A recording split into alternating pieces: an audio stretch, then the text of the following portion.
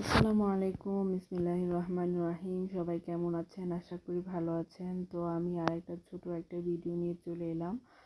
তো আসলে দেখতে পাচ্ছেন আজ আমি কি ভিডিও নিয়ে এসেছি। তো কথা না বাড়িয়ে চলুন শুরু করা যাক। অল্প সময়ের মধ্যে নাস্তার জন্য খুবই মজাদার একটা খাবার। তো চলুন শুরু করা যাক। তো আমি একটা কড়াই নিয়ে নিলাম। কড়াইতে আমি পরিমাণ মতো তেল দিয়ে দিলাম একটা পেঁয়াজ কুচি, একটা কাঁচামরিচ কেটে দিয়েছি মাঝখান দিয়ে দিলাম পরিমাণ মতো লবণ, দিয়ে দিচ্ছি সাথে আধা টেবিল চামচ হলুদের গুঁড়ো, 1 টেবিল চামচ মরিচের গুঁড়ো।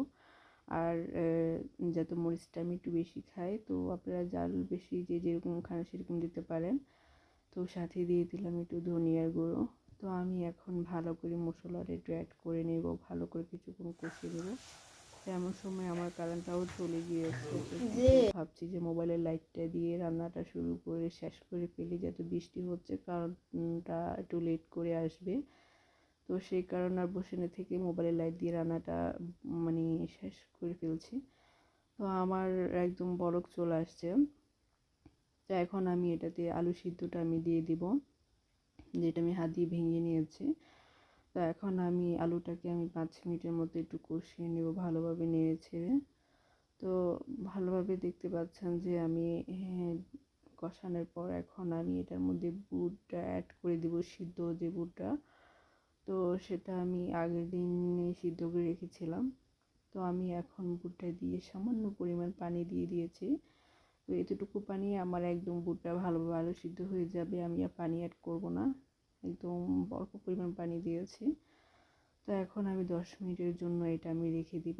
তো 10 মিনিট পর ফিরে এলাম, দেখতে পাচ্ছেন আমার একদম মানে হয়ে গিয়েছে প্রায়, পানিটাও একদম শুকিয়ে গিয়েছে।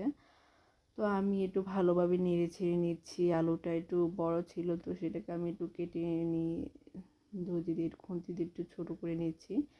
তো দেখতে পাচ্ছেন যে আমার পানিটা একদম শুকিয়ে গিয়েছে, আমার আর রান্না করতে হবে না। তো আমি রান্নার আগে আমি ধনিয়া পাতাটা আমি সাথে মিশিয়ে দিলাম। তো 2-3টা লাড়া দিয়ে আমি এখন নামিয়ে ফেলবো। আমার একদম বুটটা একদম পারফেক্ট হয়ে গেছে। তো চলুন আমি বাকি রেসিপিটা দেখাচ্ছি।